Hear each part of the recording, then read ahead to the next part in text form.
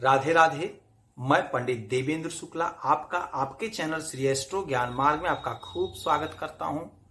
Mean राशि, सूर्य देव का नीच भंग राजयोग 17 अक्टूबर से 16 नवंबर तक।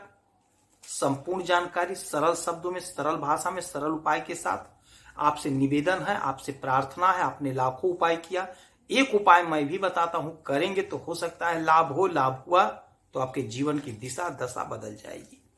हमसे जुड़ जाइए, अपडेट रहेंगे। जुड़ने के लिए, अपडेट रहने के लिए हमारे चैनल को सब्सक्राइब कर लीजिए।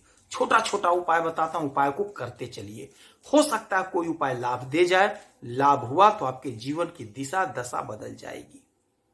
मीन राशि, सूर्य देव का राशि परिवर्तन वर्ष में एक बार तुला राशि में नीच के होते हैं। वर्ष में एक बार तुला राशि में नीच के होते हैं, किंतु इस बार नीच भंग राजयोग बन रहा है। इस बार नीच भंग राजयोग बन रहा है। सूर्य राजा हैं, सूर्य पिता हैं, सूर्य सरकार हैं, सूर्य सरकारी तंत्र हैं। 17 अक्टूबर 2024 से 16 नवंबर 2024 तक अपने मित्र की राशि को छोड़कर अपनी नीच राशि तुला में आ गए। आज से आ गए। अपने मित्र की राशि को छोड़ करके अपनी नीच राशि में आ गए। जब सूर्य नीच के होते हैं तो अड़चन, बाधा, सरकारी काम में रुकावट, नौकरी में बाधा, जो सरकारी नौकरी कर रहे हैं उन्हें परेशानी बढ़ जाती है, दिक्कत बढ़ जाती है। किंतु गोचर में कुछ ऐसा संयोग बन रहा है, ग्रहों की कुछ ऐसी स्थिति बन रही, ऐसा योग बन रहा है जिससे नीच भंग राजयोग बन रहा है। कुछ ऐसा गोचर में परिवर्तन हो जाता है जिससे नीच भंग राजयोग का निर्माण हो जाता है। और यह सर्वश्रेष्ठ राजयोग होता है, क्योंकि यह सूर्य के साथ होता है, इसलिए यह सर्वश्रेष्ठ राजयोग होता है। नीच भंग राजयोग बनने पर ग्रह उच्च के समान फल देने लगता है। जिस ग्रह की गोचर नीच की राशि में होता है और उसकी युक्ति शुभ ग्रह से हो जाती है या उस पर शुभ ग्रह की दृष्टि हो तो नीच भंग राजयोग बनता है। समझ गए होंगे आप बात को। जिस ग्रह का गोचर नीच राशि पे हो रहा है उसके साथ यदि कोई शुभ ग्रह हो जाता है तो नीच भंग राजयोग होता है, या उस पे किसी शुभ ग्रह की दृष्टि पड़ जाती है तो नीच भंग राजयोग बन जाता है। जिस राशि का यह बन रहा है नीच योग, जैसे अभी इस पे बन रहा है तुला पे, यदि तुला का मालिक, तुला का स्वामी शुक्र केंद्र में आ जाए तो भी नीच भंग राजयोग हो जाता है। तो 2024 ऐसा वर्ष है, ऐसा समय है जो वर्षों के बाद आया है और आपके लिए बहुत बड़ा तोहफा लेकर के आया है। बहुत बड़ा तोहफा लेकर के आया है। आपको अब क्या मिलेगा, आप क्या पाएंगे, संपूर्ण जानकारी सरल शब्दों में, सरल भाषा में, सरल उपाय के साथ। यह नीच भंग राजयोग आपको बुलंदियों पर ले जाएगा, आपको टॉप पर ले जाएगा, आपको राजा बना देगा। कैसे राजा बनाएगा अब आप समझिएगा।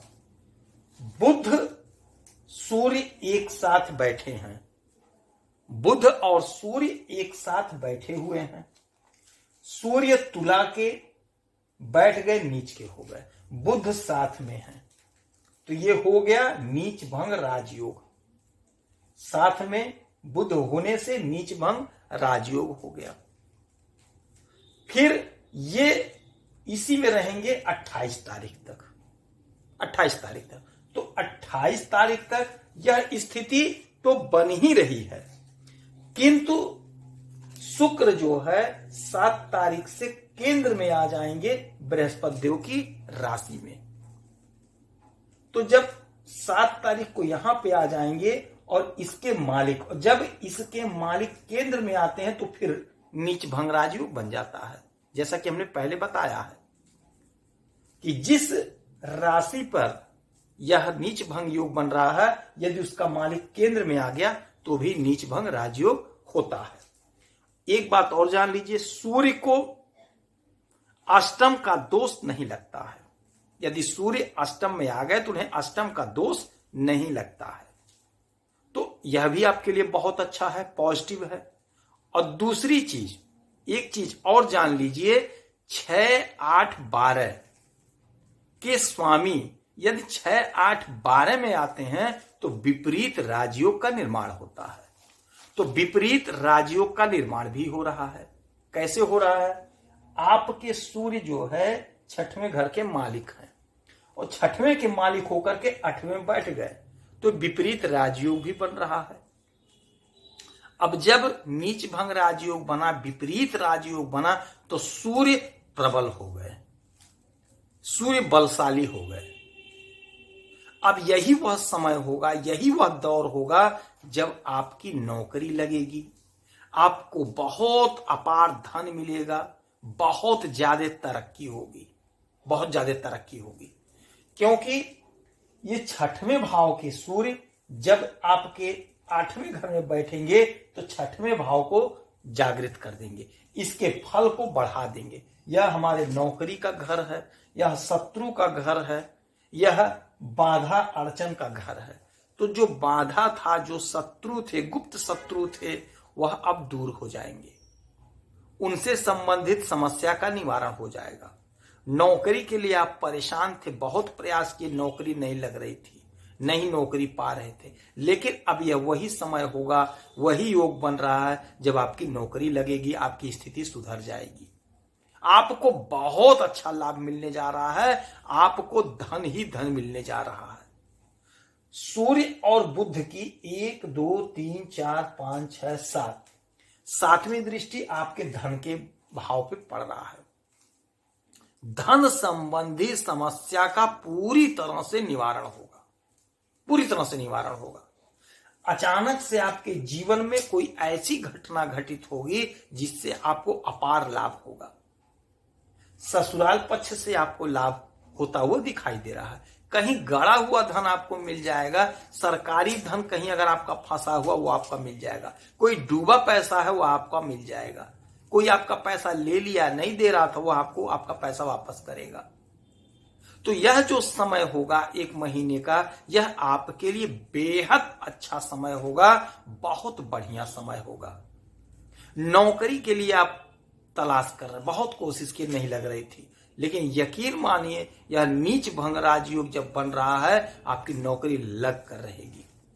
क्योंकि सूर्य सरकार है, सूर्य सरकारी तंत्र है, तो सरकार से आपको लाभ स्पष्ट रूप से होता हुआ दिखाई दे रहा है, आपको लाभ होकर रहेगा। वहीं जब 7 तारीख को शुक्र आपके कर्म भाव में आ जाएंगे तो आपको और लाभ मिलेगा। यदि तब तक नहीं हुआ तो 7 के बाद आप समझ लीजिए आपका काम सिद्ध हो जाएगा। कोशिश आपको करना है, प्रयास आपको करना है, कोशिश आपको करना पड़ेगा, प्रयास आपको करना पड़ेगा। आपको जबरदस्त लाभ होता हुआ दिखाई दे रहा है। यही वह समय है जब आप लाभ ले लीजिए। सूर्य नीच के हो रहे हैं लेकिन उच्च की आपको फल देंगे, उच्च का फल देंगे। कोशिश आपको करना है, प्रयास आपको करना है। इस समय में उगते हुए सूरज को जल आप चढ़ाइए। सरकारी नौकरी खोज रहे हैं, प्रयास कर रहे हैं, नौकरी के भटक रहे हैं, उगते हुए सूरज को जल चढ़ाइए और मीठा गाय को खिलाइए, आपको लाभ होगा। किसी गरीब को मीठा खिलाइए, आपको लाभ होगा। यदि आपकी कोई समस्या है, कोई परेशानी है, तो आप इसी वीडियो में कमेंट करें, अपना डिटेल भेजें। आप एक प्रश्न पूछिए, आपका कुंडली का विश्लेषण करूंगा, समीक्षा करूंगा और उचित और सरल उपाय बताऊंगा। करेंगे तो आपको लाभ होगा, लाभ हुआ तो जीवन की दिशा दशा बदल जाएगी। आप खुश रहें, यही हनुमान जी से हमारी प्रार्थना है। जय श्री राधे।